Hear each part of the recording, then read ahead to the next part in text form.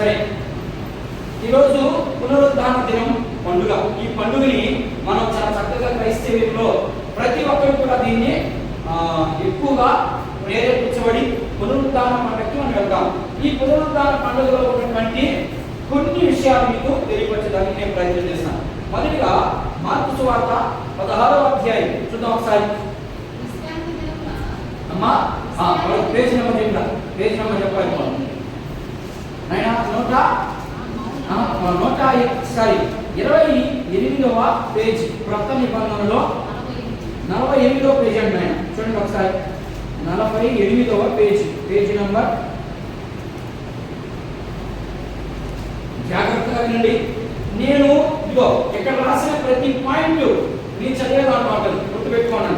అలా లేదు అంటే దాన్ని మీరు నమ్మబాకండి, ఉంటే నమ్మండి. చదువు. విశ్రాంతి దినము గడిచిపోగానే అంటే విశ్రాంతి దినం ఎప్పుడు జరిగింది? ఇప్పుడు మీ పాయింట్ చేస్తాను నేను ఇక్కడ. విశ్రాంతి దినము గడిచిపోగానే మగ్దలేని మరియు యాకోబు తల్లి అయిన మరియు సలోమియు వచ్చి ఆయనకు పూయవలెనని సుగంధ ద్రవ్యములు కొనిరి. వారు ఆదివారమున పెందలకాడే లేచి బయలుదేరి సూర్యోదయమైనప్పుడు సమాధి వద్దకు వచ్చుచుండగా సమాధి ద్వారము నుండి మన కొరకు ఆ రాయి ఎవరు పొందించనని ఒకరితో ఒకరు చెప్పుకునిచుండిరి. వారు వచ్చి కన్నెత్తి చూడగా రాయ పొందింపబడి ఉంట చూచి ఆ రాయి ఎంతో పెద్దది. అప్పుడు వారు సమాధిలో ప్రవేశించి తెల్లని నిలువటంగి ధరించుకుని ఉన్న ఒక పొడుచు వాణిని కుడివైపున కూర్చుని చూచి మిగులా కలవరపడిరి. అందుకతడు కలవరపడుకుడి సిలువ వేయబడిన నజరేయుడైన యేసు మీరు వెతుకుచున్నారు, ఆయన లేచి ఉన్నాడు, ఎక్కడ లేరు. పక్కన చెప్పండి. ఏంటంటే ఎక్కడ లేడు ఆయన? సమాధిలో లేడు. సమాధిలో లేడు అనే దానికి నిర్ధారణ చూపిస్తా ఉన్నాడు. అక్కడ సమాధి అంటే మన భావంలో వేసుకుంటే మనం ఏం చేస్తున్నాం అంటే ఏదో ఒక గుడ్డలోని ఆ గుడ్డలో పూడ్చిపెట్టేస్తున్నాం. కానీ యేసు ప్రభువుని అలా ఏం పూడ్చిపెట్టలేదు. ఒక కొండని వాళ్ళు తొలచి అంటే ఒక కొండకి ఒక రంధ్రం చేసి ఆ రంధ్రంలో పెట్టి అలా రాయిని మూటేస్తారు. అది వాళ్ళకి సమాధి. అలాంటి సమాధిలో యేసు ప్రభువుని పెట్టారు. పెట్టిన తర్వాత ఆ సమాధి వద్దకి ఎవరెవరు పేరంట? మరియా, యాకోబు సహోదరి అయినటువంటి మరియా, సలోమి, ముగ్గురు వేలకండి. ఎందుకు ముగ్గురు పోవాలా? అసలు శిష్యులా కాదు కదా. శిష్యులు కానీ వీళ్ళు ఎందుకు పోయారు? వీళ్ళకి అనుమానం ఏమని? యేసు ప్రభు తిరిగి లేస్తానన్నాడు కదా, లేస్తాడా లేదా? ఆల్రెడీ చెప్పాడు కదా. మరియకి చెప్పాడు ఏమని? యేసు ప్రభుని సిలువేసినప్పుడు మనం చదువుకున్నాం. సిలువేసే ముందు ఆయన ఏం తెచ్చింది? అక్కడ తెచ్చింది. ఏంటికి? కాళ్ళకు పూసేదానికి. వచ్చి కాళ్ళకు పూసింది. కాళ్ళకు పూసి అలా పూసినప్పుడు పేతురు చూసి అంత విలుగా అర్థమే ఎందుకు వేస్ట్గా ఖర్చు పెడతావు? అదేదో పెద్దవాడికి నలుగురు భోజనాలు పెడితే బాగుంటుంది కదా అంటున్నాడు. ఇప్పుడు కూడా అదే చేస్తున్నాడు. నలుగురు భోజనాలు పెట్టి నేను చేసిన పాపాలు పోతాయి. ఏం బావు బానే పోవు. అలా పొయ్య పనితే యేసు ప్రభు ఆ అత్తర్ని కాళ్ళు పూయించుకోమన్నాడు. నాయనా మీరేం నా కాళ్ళకు పూయబడలేదు. ఎందుకని? యేసు ప్రభు ఏమన్నాడు? మీరు మీకోసమే మీ పిల్లల కోసం ఆడమన్నాడు. అలాంటి వ్యక్తి అంత విలువ కలిగినటువంటి అత్తర్ని కాళ్ళు పూస్తుంటే అమ్మాయి ఏం పర్వాలేదు పూయిందన్నాడా? లేకపోతే వద్దు పోయి దానం చేయమన్నాడా? పూయమన్నాడు. నీకు ఇలాంటి అవకాశం దొరకదన్నాడు. అలాగనే ఇక్కడ ఏం మాట్లాడుతున్నంటే ముగ్గురు స్త్రీలు వెళ్ళినట్టుగా మనం చూస్తున్నాం. అయితే నేను ఈ ముగ్గురు స్త్రీల గురించి మరలా రోజు మాట్లాడడానికి ప్రయత్నం చేశాను. ఎందుకంటే ఈరోజు ఆ ముగ్గురు స్త్రీల గురించి మాట్లాడితే చాలా టైం పడుతుంది, చాలా వివరణది. చూద్దాం, మరొకసారి చూద్దాం దాని గురించి. అయితే పునరుద్ధానం అంటే ఏంటి? అసలు మొదట పునరుద్ధానం అంటే ఏంటి చెప్పండి. ఒక మనిషి చనిపోయి తిరిగి లేస్తే దాన్ని పునరుద్ధానం అంటున్నారు. అది పునరుద్ధానం కాదు. ఎందుకంటే ఈ లోకంలో చాలా మంది యేసు ప్రభు కంటే ముందు చాలా మంది చచ్చిపోయినటువంటి గొప్ప గొప్ప నాయకులు ఉన్నారు, గొప్ప గొప్ప ప్రయోజనకరమైనటువంటి యోధులు ఉన్నారు, రకరకాలైనటువంటి ప్రజలు ఉన్నారా? మనం 2వ రాజుల గ్రంథము 13వ అధ్యాయంలో చూస్తాం. ఆయన ఒక సైనికుడు ఎలీషా సమాధిలో పెట్టినప్పుడు చూస్తారా మాటని చూద్దాం ఒకసారి. 2వ రాజుల గ్రంథం 13వ అధ్యాయం చూడండి ఒకసారి. 2వ రాజుల గ్రంథం 13వ అధ్యాయం చూడండి ఒక్కసారి. ఆ మాటని మనం గమనిద్దాం. 13వ అధ్యాయం 20వ వచనం మనం చదువుకుంటే చూడండి. తరువాత ఎలీషా మృతి పొందగా వారు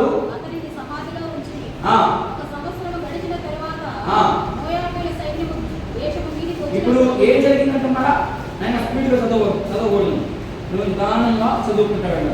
ఇప్పుడు తరువాత ఎలీషా మృతి పొందగా, తరువాత అంటే నేను పునరుద్ధానం గురించి వివరిస్తున్నాను, నేను పూర్తిగా దాంట్లో గడవలేదు. పునరుద్ధానము అంటే ఒక మనిషి శరీరధారిగా భూమి మీదకి వచ్చి చనిపోయి మరలా తిరిగి లేస్తే దాన్ని పునరుద్ధానం అంటున్నారు. నో, అది పునరుద్ధానం కాదు. అసలు పునరుద్ధానం అంటే ఏంటో చూపిస్తాను. ఇలా జీవించబడినటువంటి వ్యక్తి చూద్దాం. అలా శరీరధారిగా భూమి మీదకి వచ్చాడు, ఆయన కాలం గడిచిపోయింది, చనిపోయాడు, మరలా తిరిగి లేచాడు. మరలా తిరిగి లేచినటువంటి ఆయన మీరు పునరుద్ధానము లేకపోతే వాళ్ళందరూ పునరుద్ధానుడు అని అంటున్నారు. కాదు, ఎందుకు కాదో నేను వివరిస్తున్నాను. ఇప్పుడు ఎలీషా ఎవరు? ప్రవక్త. ఎవరి ప్రవక్త అంటే ఏలియా దగ్గర నేర్చుకున్నటువంటి వ్యక్తి. ఈయనకి ఎలాంటి రోగం వచ్చింది? మరణకరమైనటువంటి రోగం వచ్చినటువంటి వ్యక్తిన. ఎవరికి? ఎలీషాకి మరణకరమైనటువంటి రోగం. మరణకరమైనటువంటి రోగం అంటే ట్రీట్మెంట్ లేనటువంటి రోగం. ఆ రోజుల్లో దానికి ఇక ట్రీట్మెంట్ లేదు, ఇక అంతే సంగతులు. అలాంటి రోగం వచ్చింది. ఎవరికి? ఒక ప్రవక్తకు వచ్చింది. ఆ రోగం వచ్చిన తర్వాత సంవత్సరానికి చచ్చిపోయాడు ఆయన. సరే, ఆ రోగం వచ్చి చచ్చిపోయాడు. ఆయన్ని సమాధి చేశాడు. సమాధి చేసిన తర్వాత సంవత్సరం గడిచిపోయింది. సంవత్సరం గడిచిపోతే ఇక బాడీ ఉంటుందా? మనలో జీవం ఉంటుందా? బాడీలో జీవం ఉంటుందా? ఉండదు.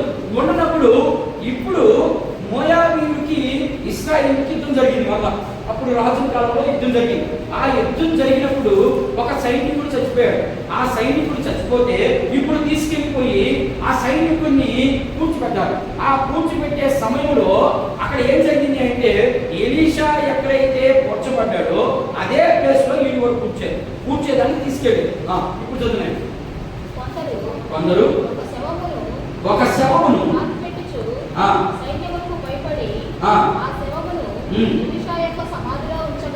ఏం జరిగింది? నేను చెప్పింది అక్కడ కనబడుతుంది. ఏం జరిగింది?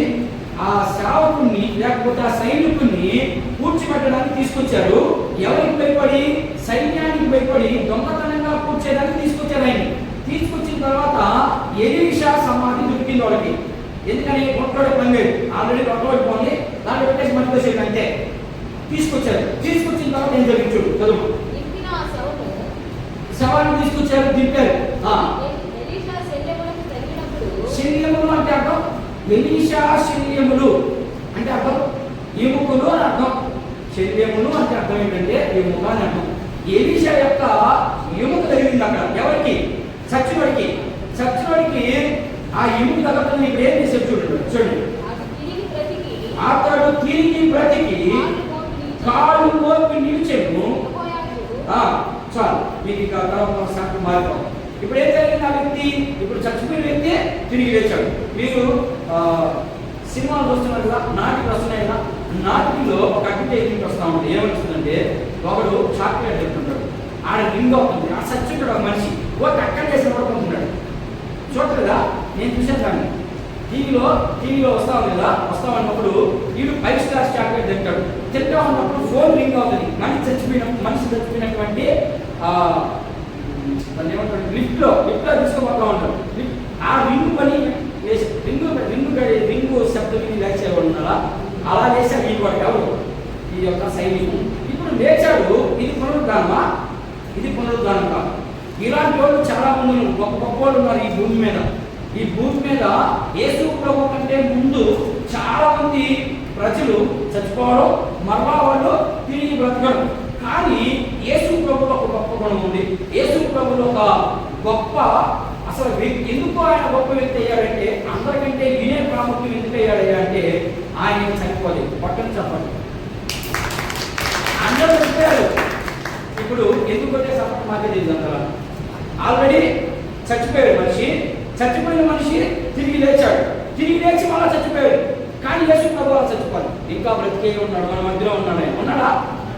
ఆయన ఆత్మస్వరూపి, ఆయన చావలేదు. అందుకనే దావీదు మహారాజు ఈ విషయాలు ముందుగానే, ఏ విషయాలు? యేసు ప్రభు తిరిగి లేస్తాడు, ఆయనకి చావు లేదు, ఆయన పరిశుద్ధుడు, ఆయన పరిశుద్ధమైన జీవితాన్ని జీవించాడు, ఆయన పరిశుద్ధంగానే చచ్చిపోయాడు. ఆయన మనము అపవిత్రులుగా చచ్చిపోతున్నాం, కానీ యేసు ప్రభు భూమి మీదకి ఎలా వచ్చాడు? పరిశుద్ధంగానే వచ్చాడు. ఎలా పరిశుద్ధంగా వచ్చాడు ఆయన? చెప్పండి చూద్దాం. ఆయన ఎలా వచ్చాడు? పరిశుద్ధంగా వచ్చాడు అన్నాను కదా. పరిశుద్ధుడు అంటే అర్థమేంటి? పాపం లేని వారిని ఆయన్ని పరిశుద్ధుడు అంటే. ఎలా పరిశుద్ధుడు ఆయన? ఎలా అయ్యాడంటే, ఇప్పుడు తల్లి గర్భంలో నుంచి వచ్చిన వాళ్ళందరూ పాపంతో పంచుకొని వస్తున్నారు కదా. మరి తల్లి గర్భంలో ఆయన పాపం లేదా? అర్థం సూర్యక అర్థం అవుతుందా? ఇప్పుడు తల్లి గర్భంలో ఉంటే పాపం లేదా? దావీదు ఏమంటాడు 51వ కీర్తనలో, నా తల్లి నన్ను పాపంలో జన్మించింది కాబట్టి నాలో పాపము కింద నుంచి పైకి తొలగుతా ఉంది, అంటే పైకి కిందకి దిగుతా ఉంది. కానీ ఇప్పుడు యేసు ప్రభు కూడా తల్లి గర్భంలో నుంచి వచ్చాడు కదా, మరి ఆయన కూడా పాపం అనుకోవాలి కదా. మరి ఆయన ఎందుకు పాపం అనుకోలేదు? ఆయన తల్లి గర్భంలో, కన్యక గర్భంలో, అవును కదా. Okay, very good. భవానీ ఏం చెప్తుందంటే, ఆమెకి పెళ్లి అవ్వలేదు, ఆమెకి శరీర సంబంధమైనటువంటి కార్యము జరగలేదు, కాబట్టి యేసుక్రీస్తు పరిశుద్ధుడు అంటున్నాడు. ఇప్పుడు ఆదామే పాపం మీద వచ్చింది కదా, ఆదాము చేసిన పాపం కదా మన మీద అందరికి మీద పనిచేస్తుంది. మరి అలాంటప్పుడు మరియమ్మకి పాపం లేదని నువ్వు ఎలా చేయగలవు? చేసే ఆలోచించి. ఇప్పుడు మరియమ్మ పరిశుద్ధమైనటువంటి వ్యక్తి అని మీరు ఎవరైనా చెప్పగలరా? ఆ పాపం చేయలేదా? ఆమె ఒకవేళ పాపం చేయలేదు పక్కన పెట్టడం, ఆమె ఆదాము సంతానం నుంచి ఏదో వచ్చింది. మరి మొదటి ఆదాములోనే పాపం పుట్టే మరి మరియమ్మలో పాపం ఎందుకు లేదు? మరియమ్మ కూడా పాపం ఉన్నారు కదా. ఆయన పరిశుద్ధంగానే పుట్టాడు. ఆయన అంటాడు, మీలో ఎవరైనా ఒక ఆమె వ్యభిచారం చేత పట్టబడినప్పుడు యేసు ప్రభువు రాసుకుంటా ఎవరు మాట్లాడుతుంటే, మీలో ఎవరైనా పాపం చేయని వారు ఉందా మీరు రాయమని. వీళ్ళందరూ ఏం చేశారు? రాళ్ళని కిందేసి వెనక్కి పాపం ముచ్చుకొని వెళ్ళారు. అంటే ఏమన్నా అర్థం? వేళలో పాపం ఉంది, అర్థమైనా? నువ్వు పాపమయ్యి నువ్వు పక్కని ఏమిటి చూపియద్దు అని చెప్తుంది ఇక్కడ. అయితే నా ప్రశ్న ఏంటంటే, యేసు ప్రభువు ఎలా పరిశుద్ధుడు అనేది నాకు కావాలి. దాని మీద మనం చెప్పడం. ఆయన పరిశుద్ధంగా జీవించాడు, ఆయన పరిశుద్ధంగానే పుట్టాడు, పరిశుద్ధంగానే చనిపోయాడు. ఆయన ఈ 3 కార్యాలు ఆయనలో జరిగాయి కాబట్టి ఇప్పుడు పునరుద్ధానం అయ్యాడు. లేకపోతే ఇంతకుముందు ఎందుకంటే ముందు చచ్చిపోయిన చాలా మంది ఉన్నారు. వాడు కూడా లేచి నిలబడాలి, వాడు కూడా లేచి బ్రతుకున్నారు. మరి అందరూ చచ్చిపోయారే, ఈయన ఒక్కడే ఎందుకున్నాడంటే ఆయన పవిత్రుడు. ఆయన శరీరం ఏమవ్వలేదు. మరియం పోయింది, మరియం పోయి చూసింది. గలిలయ సముద్ర ప్రాంతంలో ఈయన నడిచిపోతా ఉన్నాడు, చూసేసింది. ఓయమ్మ దీము నడిచింది ఆపలేదా? అరిసింది. అరస్తూనే పోయాడు. మరియా అన్నాడు. మరియా అన్నాడు. ఆమె అక్కడికి పడింది. ఏం ప్రభు అని వెంటనే పోయింది. ఆయన తాకనాటికి, ఓ తాకొద్దు, నా శరీరం ఇంకా ఏమవ్వలేదు అన్నాడు.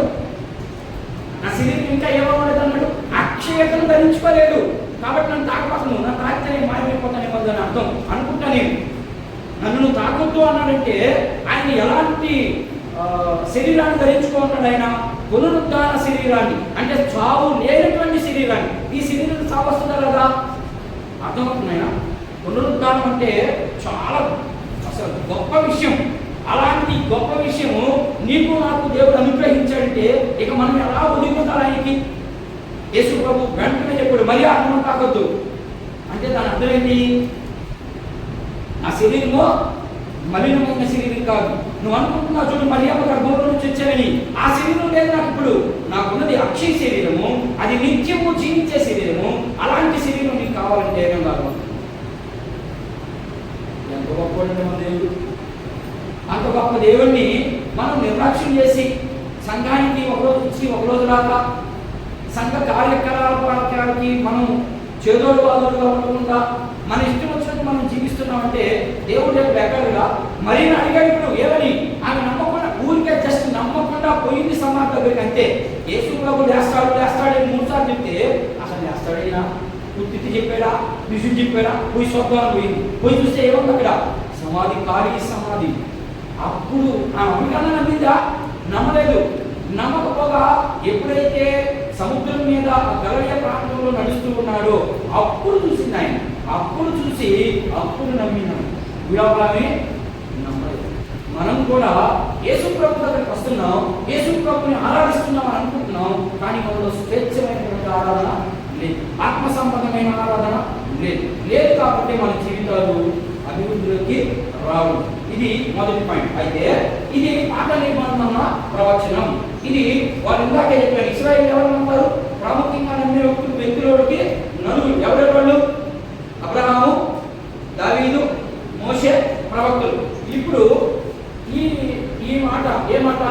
ఆయన పునరుద్ధానం అవుతాడు అనే మాట దావీదు మహారాజు 16వ కీర్తన ఒకసారి 16:10 చదవండి ఒకసారి చూద్దాం. ఇది ప్రవచనం. ఇది ముందుగానే యేసుక్రీస్తు ప్రభు పుట్టక మునుపు ఇంచుమించుగా 1700 సంవత్సరాల క్రితం ఏర్పడబడిన మాట. దావీదు కాలంలో. దావీదు ఎప్పుడు పరిపాలన చేశాడు? 1110లో. నాయన ఆశ చూడాలి. దావీదు ఏ సంవత్సరం నుండి ఏ సంవత్సరం పరిపాలన చేశాడు? అవన్నీ గుర్తున్నాను మీకు. అవన్నీ గుర్తుంటేనే వాక్యం అర్థమవుతుంది.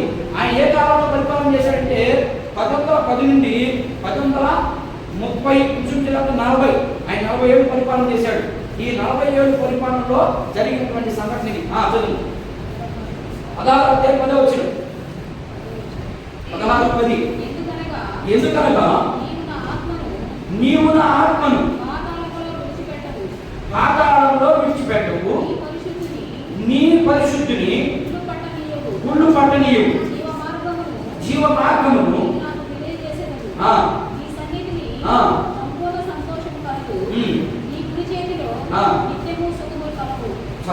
ఇక్కడ ఏం చెప్తున్నాడు?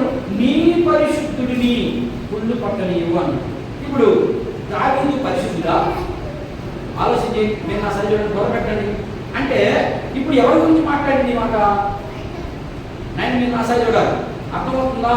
అర్థం కాలేదా? ఇప్పుడు దావీదు మాట్లాడుతున్నటువంటి మాటలు ఇవన్నీ. దావీదు కీర్తన, దావీదు రాసినటువంటి కీర్తన. ఇది 16వ కీర్తన.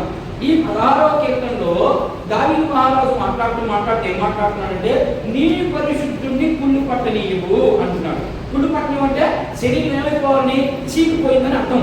కానీ ఇక్కడ దావీదు ఏమన్నాడంటే నీ పరిశుద్ధుడిని కుళ్ళు పట్టనీయవు అంటే చీకిపోదు అన్నాడు. ఇప్పుడు దావీదు చీకిపోయాడా? చీకిపోలేదా? దావీదే కదా మాట్లాడుతుంది. ఇప్పుడు దావీదు చీకిపోయాడా? బ్రతుకున్నాడా? ఆయన శరీరం బ్రతుకుందా? చచ్చిపోయినంత సమానం ఉందా? చచ్చిపోయింది కదా. ఆయన పాపం లేదా? ఆయన మొదటి పాపం ఉంటుంది. అర్థమైందా? ఆయన ఇప్పుడు ఎవరి గురించి మాట్లాడుతున్నాడని దాని అర్థం ఇంకా అర్థం కాదుదా?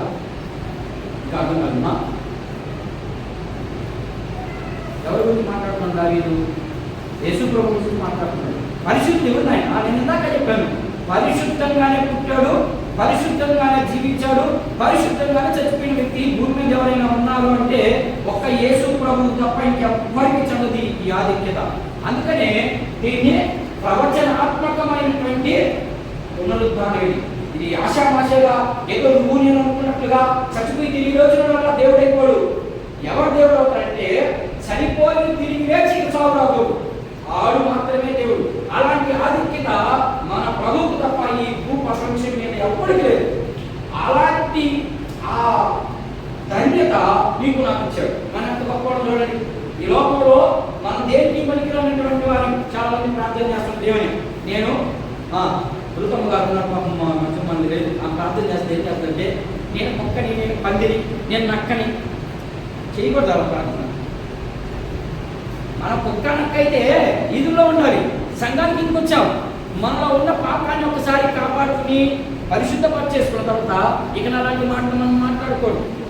మనం ఎలా చేయాలంటే పొడవా నాలో ఈ దినం గడిచిన రోజంతా ఏదైనా నీకు వ్యతిరేకంగా ఏదైనా పాపం చేశానేమో, చేసుంటాం కష్టం అని చూపుల ద్వారానో, మాటల ద్వారానో, ఆలోచనల ద్వారానో, మన ప్రవర్తన ద్వారానో రకరకాలుగా మనము దేవుణ్ణి అవమానపరుచుంటాం, ఆయన్ని బాధ పెట్టుంటాం, ఆయన్ని అనేక మార్లు సిలువ వేసి ఉంటాం. దాన్ని బట్టి మనం సాయంకాలము, ఉదయము, మధ్యాహ్నము, సాయంకాలము మనం దేవుని సన్నిధికి వెళ్ళి మన దేవుని ఏమడుగుతాం? ప్రభువా, నేను తప్పు చేశాం, లేక నన్ను క్షమించి నీ రక్త ప్రోక్షణతో నన్ను శుద్ధి ప్రభువా. ఇది మనం చేయాల్సిన ప్రార్థన. నన్ను క్షమించు అంటే ఎన్నిసార్లు క్షమిస్తాడు ఆయన? ఎన్నిసార్లు క్షమిస్తాడు?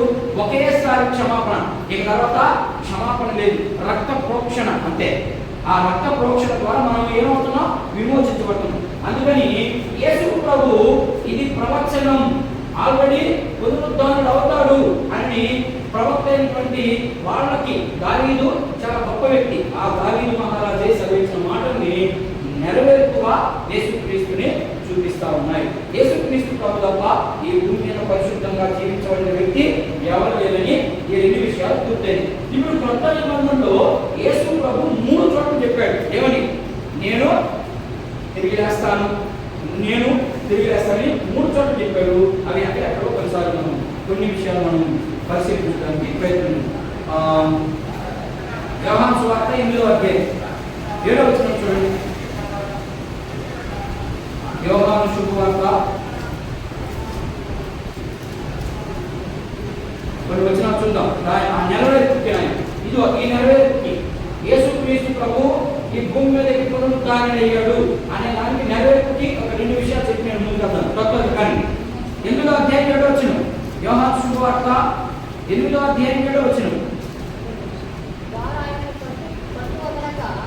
వారు ఆయనను పట్టువదలక అడుగుచుండగా ఆయన తల ఎత్తి చూచి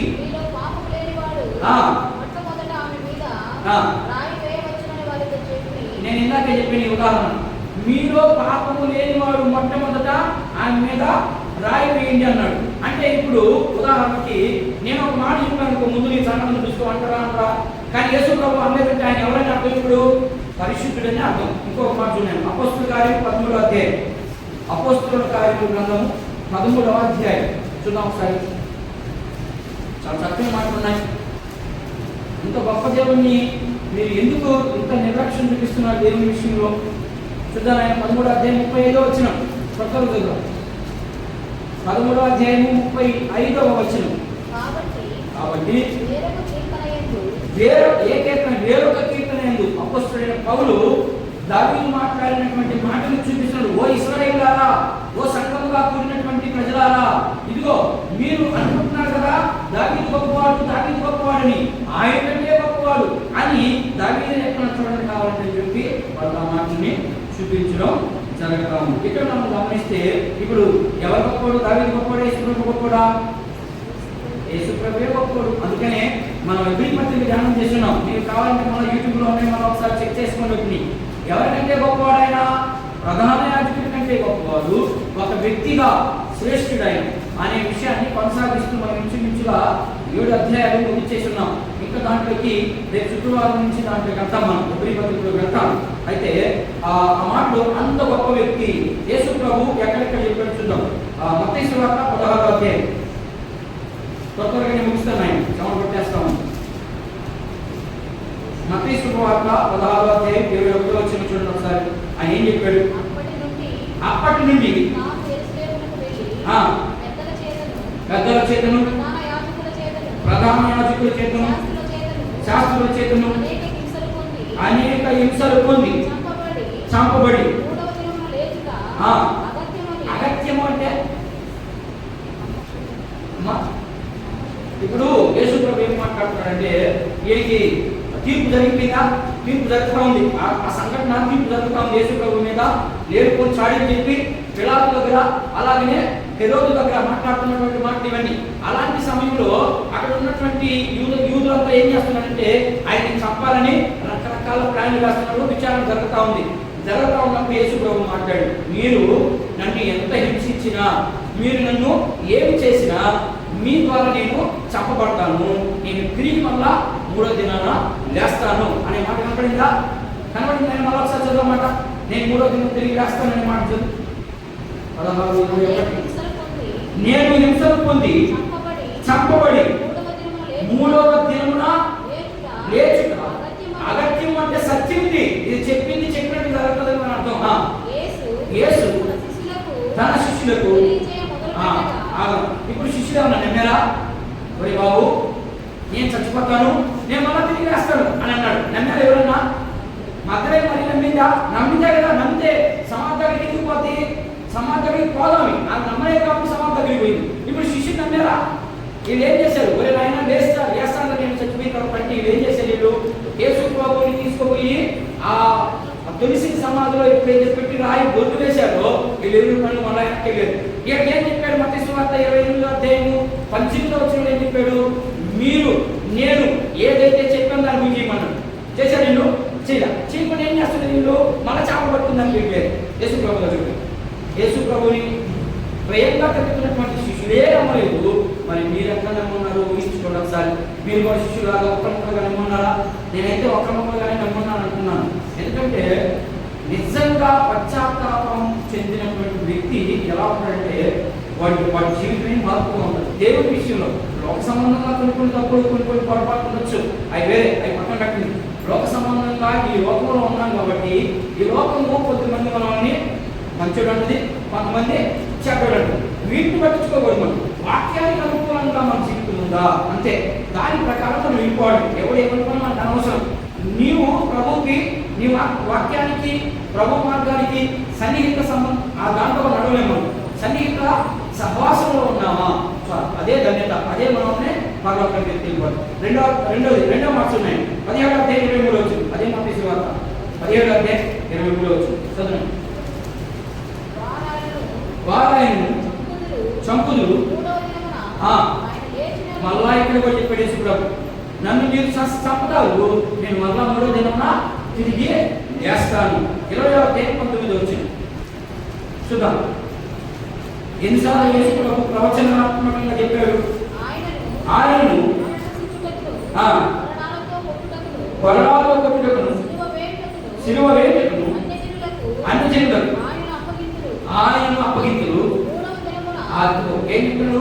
మీరు ఆయన్ని సిలువ వేయడానికి అప్పగిస్తారు, ఆయన మరలా 3వ దినమున తిరిగి వేస్తాడు. ఇప్పుడు యేసు ప్రభు చెప్పింది జరిగిందా? ఇది జరిగింది, ఇది జరిగింది, ఇది జరిగింది. ఇక పునరుద్ధానం ఏం చేసింది? చరిత్రను మార్చేసింది. చరిత్రనే మార్చేసింది. ఎలా మార్చింది? అప్పుడు దాకా క్రీస్తు పూర్వం క్రీస్తు శకం అంతా నేను ఇందాక చెప్పాను. చాలా మంది యోధులు పుట్టారు ఈ లోకంలో. చాలా మంది గొప్పమైనటువంటి అనేక మంది. మహమ్మద్ ప్రవక్త పుట్టాడు. ఆయన పుట్టిన తర్వాత మహమ్మద్ చరిత్ర రాశారు. ఎవరన్నా రాయి. వెంకటేశ్వర స్వామి పుట్టాడు. వెంకటేశ్వర స్వామి శకం రాశారా? రాముడు పుట్టాడు. మనం ఆరాధిస్తున్నాం కదా, వాళ్ళ మనం అక్కడే ఆరాధిస్తున్నాం. వాళ్ళు పుట్టప్పుడు మారినటువంటి చరిత్ర ఎందుకు? యేసు క్రీస్తు ప్రభు పుట్టగానే చరిత్ర మారిపోయింది. చరిత్ర దాన్ని యాక్సెప్ట్ చేసింది. ఎందుకు యాక్సెప్ట్ చేసింది? యాక్సెప్ట్ చేయాలి అంటే నువ్వు నేను అనుకుంటే యాక్సెప్ట్ అవ్వదు. ప్రపంచమంతా ఒక తీర్మానం తీసుకోవాలి, ప్రపంచానికి ఒక ఎవిడెన్స్ దొరకాలి, అప్పుడే కానీ చరిత్రలో లెక్క కట్టదు. లేకపోతే చరిత్రలో లెక్క కట్టదు. పునరుద్ధాన చరిత్ర, పునరుద్ధానము యేసు క్రీస్తు ప్రభు తిరిగి లేచిన తర్వాత చరిత్రను మార్చింది. ఎలా మార్చిందంటే ఎలా మార్చింది? క్రీస్తు పూర్వం అని, క్రీస్తు శకం అని. అర్థమైందా? చరిత్రనే మార్చేసింది. అసలు ఈ పునరుద్ధానానికి ముందు చాలా మంది వేశారని చెప్పాను. వాళ్ళ వల్ల కాలేజే చరిత్ర మార్చేదానికి. ఇది కేవలం యేసు ప్రభువుకి మాత్రమే సాధ్యం, ఇంకెవ్వరికీ సాధ్యము కానటువంటి చరిత్ర ఇది. అందుకని యేసు ప్రభు పునరుద్ధానుడయ్యాడు. దానిని నమ్మాలి. నేను కూడా ఇవాళ తిరిగి లేస్తానని నమ్మాలి. ఆ నిరీక్షణతో నువ్వు ప్రయాణం చేయాలి ఆత్మీయ జీవితంలో. ఆ నిరీక్షణ లేకుండా నువ్వు భక్తి చేస్తే నీ భక్తి అంతా సున్నా అయిపోతుంది.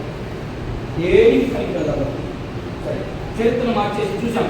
అందులో ఈ 4 విషయాలు చూసి నేను బోధించడానికి ప్రయత్నం చేస్తాను. ఆరాధన క్రమం మారిపోయింది. అప్పుడు దాకా యూదులు ఎప్పుడు ఆరాధన చేస్తున్నారు వాళ్ళు? అప్పుడు దాకా యూదులు ఏ రోజు ఆరాధన చేస్తున్నారు? ఇస్తారా మనకి ఏమడిగిందని? శనివారం రోజు ఆరాధన, మరి ఆదివారం ఎందుకు కూర్చుంటున్నారు మీరు? నీకు వస్తుంది, నీకు జవాబు వస్తుంది. ఎందుకు ఆరాధన క్రమం మారింది అంటే ఆ రోజు ఇశ్రాయేలుకి దేవుడు ఏమని వాగ్దానం చేశాడంటే మీరు విశ్రాంతి దినాన్ని ఖచ్చితంగా పాటించాలి అన్నాడు. ఇప్పుడు దేవుడు తండ్రి అయిన దేవుడు ఎన్ని రోజులు సృష్టిని ప్రారంభించాడు? 7 రోజులు ప్రారంభించాడు. అదేనా? మొదటి రోజు, రెండవ రోజు, మూడవ రోజు, నాలుగో రోజు, 5వ రోజు, 6వ రోజు, 7వ రోజు. ఈ 7 రోజులకి సోమవారం, మంగళవారం, బుధవారం పేరు పెట్టాడు దేవుడు. ఇవన్నీ ఎవరు పెట్టారు? చరిత్రలో కొంతమంది మంచి మంచి జ్ఞానం కలిగినటువంటి వారు పెట్టినటువంటి మాటలు ఇవన్నీ. అయితే ఇప్పుడు యేసు ప్రభు ఏం చెప్పాడు? సారీ, తండ్రి అయిన దేవుడు వాళ్ళకి ఏం చెప్పాడంటే, ఇదిగో మీరు 7 దినాలు పని చేసుకోండి, కానీ విశ్రాంతి దినాన్ని మాత్రము ఖచ్చితంగా మీరు పాటించాలి. విశ్రాంతి అంటే దాన్ని మీకు ఇంకొక మాట చూస్తాను. విశ్రాంతి దినాన్ని దాన్ని సబ్బాతు అంటాం. సబ్బాతు దినాన్ని ఆచరించాలి. ఇశ్రాయేలు ఇది ప్రాముఖ్యమైనటువంటి దినం. ఈ సబ్బాతును ఆచరించకుండా ఉంటే ఒక ముసలాం ఏం చేసింది? మీకు తెలుసు, రాజగ్రంథంలో ఉంటుంది. ఆ ముసలాం ఏం చేసింది? 7వ రోజు విశ్రాంతి దినాన్న పనికి వెళ్ళింది. పనికి వెళ్ళేటప్పటికే యూదుల్లో ఒకరు చూశాడు. పనికంటే కట్టిపొరలు ఏరుకుంటున్నాను. కట్టిపొరలు ఏరుకుంటా ఉంటే చూశాడు. విశ్రాంతి దినాన పనే చేయకూడదు. అలా చేసిన ఆమె ఏం చేయాలా? రాళ్ళు తీసుకుని వచ్చి చంపారు. పోయి చూసేశారు, తీసుకొచ్చారు రాజు దగ్గరికి. అయ్యా, ఈమె విశ్రాంతి దినాన ఏం చేస్తుంది? కట్టిపొరలు ఏరుకుంటుంది ఈమె కుమారుడు.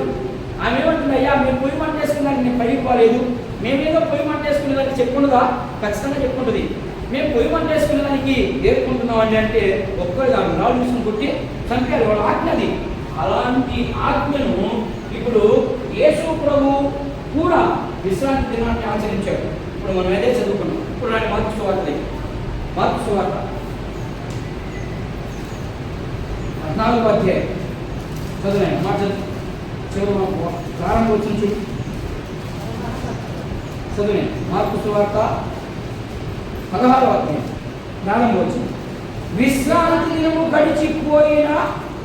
గడిచిపోగానే మగ్దలేని మరియా, యాకోబు తల్లి అయిన మరియా, సలోమియు ఆయనను పూజింపవలెనని సుగంధ ద్రవ్యములు కొని వారు ఆదివారము పెద్దల కాడే లేచి. అంటే ఇప్పుడు విశ్రాంతి దినం ఎప్పుడు? ఆద్య కంటే ఆ రోజు వాళ్ళకి విశ్రాంతి దినం ఎప్పుడు వచ్చింది? శనివారం వచ్చింది. శనివారం కూడుకుని శనివారం మాత్రమే ఆరాధించాలి. దాన్నే పట్టుకున్నారు ఇప్పుడు ఇంకా జనాలు. ఇప్పుడు యేసు ప్రభు ఏం చేశాడు? వద్దు, విశ్రాంతి దినం పట్టబడింది, ఇప్పుడు పునరుద్ధాన దినం. అదే ఈ పునరుద్ధానం. నేను చనిపోయా. ఎందుకు? మీరు ఎందుకు విశ్రాంతి దినాన్ని పాటిస్తున్నారు? మీ పాపాలు, మీ శాపాలు, మీ యొక్క దోషాలు పోగొట్టుకోవడానికి విశ్రాంతి దినాన్ని మీరు ఆచరిస్తున్నారు, సబ్బాతుని. ఇప్పుడు మీరు విశ్రాంతి దినాన్ని ఆచరించాల్సిన అవసరమే. ఎందుకని? ఇక్కడ చంపబడింది. ఇక్కడ ఇచ్చినటువంటి ఆజ్ఞలన్నిటి నిమిత్తం నేను ప్రాణం పెట్టేశాను. అర్థమవుతున్నాయినా? చాలా లోతైనటువంటి విషయాలు. ఇక్కడ ఈ విశ్రాంతి దినంలో నేనే మరణించేశా. ఇక మీకేం లేదు, మీకేమీ అంటుకోదు. మీరు అంటుకోకుండా ఉండాలంటే నేను మీకోసం చనిపోయాను కదా. మీరు ఏం చేయాలి? ఈ పునరుద్ధాన దినాన, ఆదివారం దినాన మీరు నమ్మకం. అప్పుడైనా ఖచ్చితంగా చెప్పు ఎక్కువమన్నా శనివారం వాళ్ళకి సబ్బాతు దినం ఆచరిస్తున్నారు.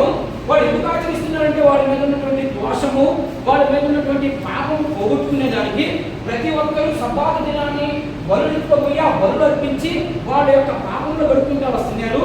దాని నిమిత్తము మనము ఏమి బలిపోకుండా యేసుక్రీస్తు ప్రభు దానికోసము అలా నిలువు కర్రకి అడ్డు కర్రకి, సిలువ అంటే ఇట్లా నిలువు కర్ర, ఇలా అడ్డు కర్ర ఉంటుంది.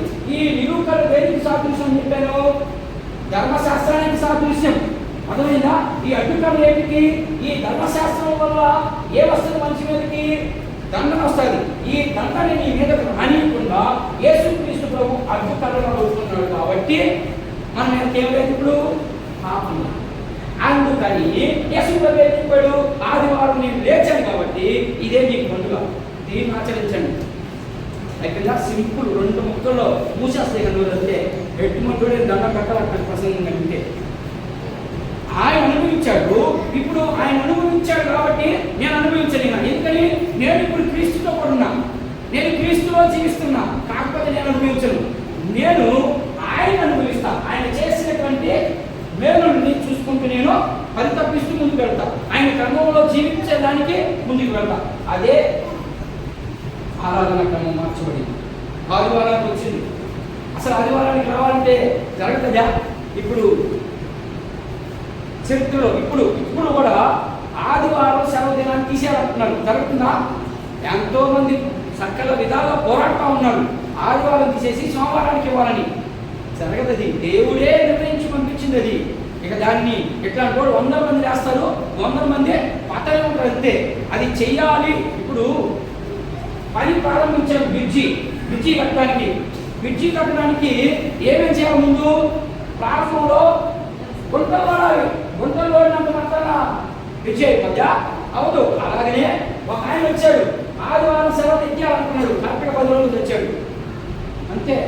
దేవుడు ఎవరితోనే పెట్టుకోండి, కానీ దేవుడితో మాత్రం పెట్టుకోకూడదు.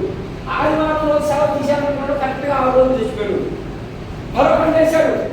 ఆ రోజు నువ్వు ఎందుకు పెట్టుకుంటే పెట్టుకోవచ్చులే, చూడండి మరో ఎంత తెలివైనడో, పెట్టుకుంటే పెట్టుకోవచ్చు కానీ సోమవారం రోజు సెలవు ఇవ్వండి అన్నాడు. ఒక కాలు చేయబడింది. ఎన్ని చరిత్రలో జరిగిన సంఘటనలు ఇవన్నీ. ఆదివారము దేవుని దినం అని, ఆ దినాన్ని మనము ఎట్ట పడితే అట్టగా వాడకూడదు. దానికి ఒక క్రమ ప్రకారమే వాడాలి. నువ్వు ఎట్టి పరిస్థితుల్లో నీ ఊరిలో లేకపోతే నువ్వు ఆశ్రయించినటువంటి సంఘం, ఆ సంఘానికి ఎట్టి పరిస్థితుల్లో మిస్ అవ్వకూడదు. ఆ సంఘంలో నీ పని చూసుకునే అవతల నీ సొంత పని చేసుకోవాలి. ఈరోజు నా సొంత పని ఉంది. నా సొంత పని ఆపమని వచ్చున్నాను ఇక్కడికి. ఎందుకు వచ్చాను మీకు చెప్పాను. మా ఇంట్లో మనీ చచ్చిపోయిన అది ఆదివారంగానైతే సమానంగా ఉంటుంది. దేవుని పని జరిగించిన తర్వాతనే ఆ పని. ఎందుకని నాకు ఒక నిరీక్షణ ఉంది. ఏమని? రేపు మా ఇంట్లో ఎవరు వచ్చినా నేను చూస్తాను, నేను చూస్తా, వాళ్ళు చూస్తారు చూడండి, నాకు అనవసరం, నేను మాత్రం చూస్తావాడిని అని నిరీక్షణ నాకు ఉంది. మరి మీకేంటి అలాంటి నిరీక్షణ? అసలు ఆదివారం మా ఎక్కడ ఇంట్లో పండుగ ఉంది అడగపోవాలి. ఏంటి ఆదివారం పండుగ? నీకు అది యేసుక్రీస్తు ప్రభు నీ మీద ఉన్నటువంటి పాపాన్ని శాపాన్ని అన్నింటినీ భరించి నిన్నలాగా శ్రమల కాలం అని చెప్పి ఉపవాసాలుండి నువ్వు ఆదివారం చర్చిక్కావు. ఏం ఉపవాసం అది? 40 రోజులు వేసుకుంటాం, 40 రోజులు ఉపవాసం. వాళ్ళు వేరు. ఆ 40 రోజులు చక్కగా ఉంటాడు. ఆ 41 రోజు ముడి పుట్టగానే వేసేస్తారు కొట్ట. వాళ్ళ భక్తి వేరు, మన భక్తి కంటే.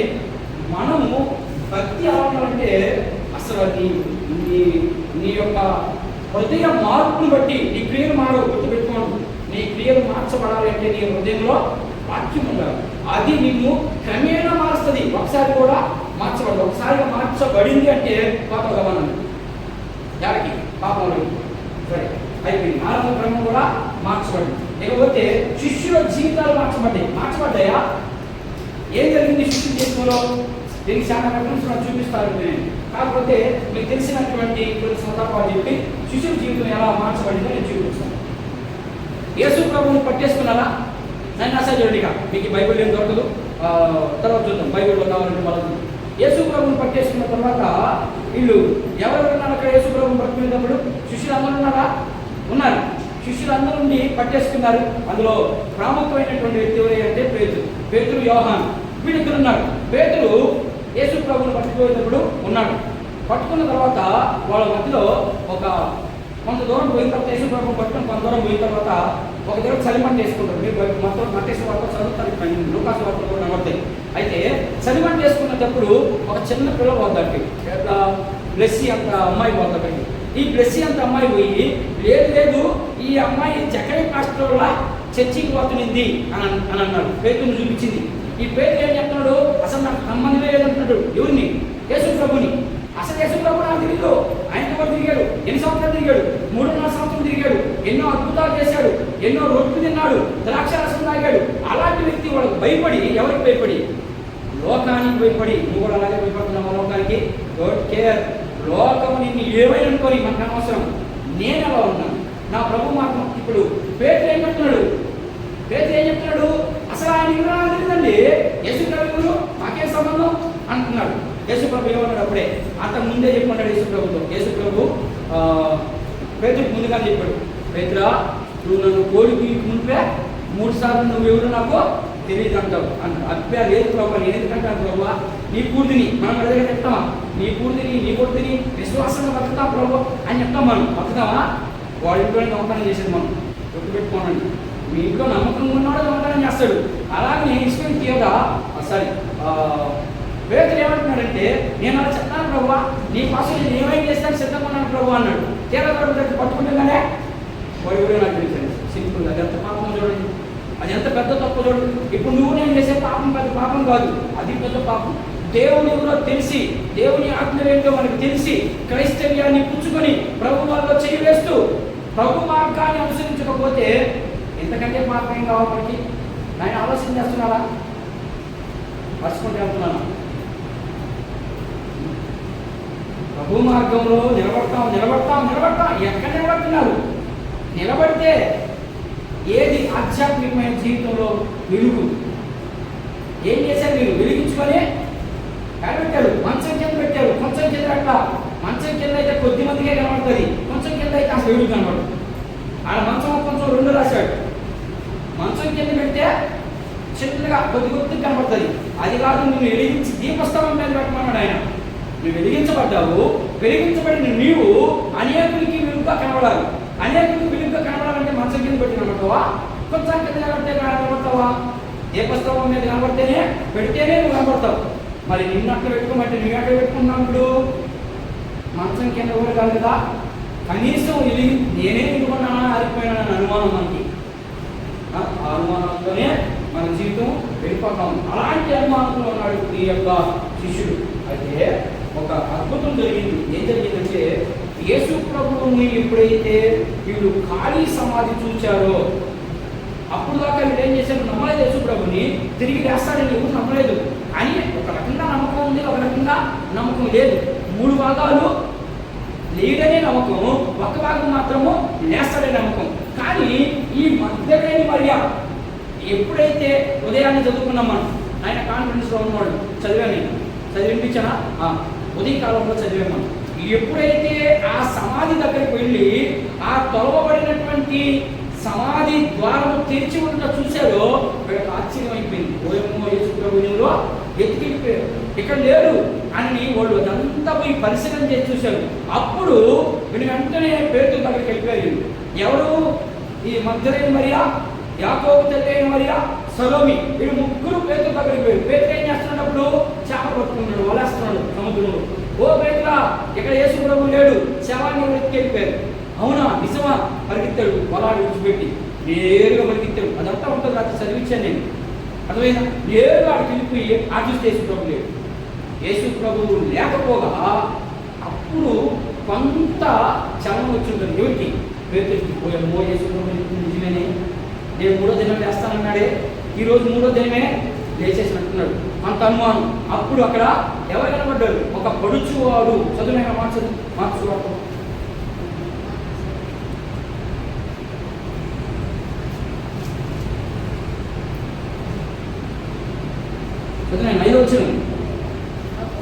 అప్పుడు వారు సమాధిలో ప్రవేశించి తెల్లని నిలువటంగి ధరించుకుని ఉన్న ఒక పడుచువాడు కుడివైపున కూర్చుని చూచి మిగులు భయపడ్డాడు. కలవరపడ్డం అంటే భయపడ్డాడు. గొరుపు ఏంటిది? ఆశ్చర్యం. యేసు ప్రభు లేడు అక్కడ, కానీ ఒక యవ్వనస్తుడు ఉన్నాడు అక్కడ నిలువటంగి ధరించుకుని. ఎవడాయన? ఆయనే ప్రభు, నేనే ప్రభుని. ఎంత చక్కగా చూపిస్తున్నట్టు దేవుని మాట ఎప్పటికీ నిరర్థం కాదు. నీకు ఒక వాగ్దానం చేశాడు అంటే ఆ వాగ్దానం నీ జీవితంలో ఎప్పుడైనా సరే నువ్వు చచ్చిపోయే లోపల ఆ వాగ్దానాన్ని నెరవేర్చి నేను చంపుతాడు. ఈ లోపల నీ సాగుతాడు. ఎన్ని జబ్బులైనా కానీ ఆ జబ్బు ఉండాల్సిందే ఒక పక్కన. ఎప్పుడు దాకా ఎప్పుడు అడగదంటే నువ్వు దేవుని మార్గంలో ఉన్నప్పుడే. నువ్వు దేవుని మార్గంలో లేకపోతే నిన్ను ఏ రీతిగా తీసేస్తాడు దేవుడు. నువ్వు దేవుని మార్గంలో నడువు. నీకు ఎన్ని జబ్బులైనా రాని అయ్యా పక్కన రాసిందే, నువ్వు జీవించాల్సిందే. దేవుని అమ్మన్నది రేపు చిన్నప్పుడు ఉన్నది ఒక మాట చెప్పి నేను ముగిస్తా. ఇవి నా ముందుగా చూడండి, వెనక్కి చూడండి. ఎప్పుడు మార్చబడ్డాయి అంటే వీళ్ళు ఎప్పుడైతే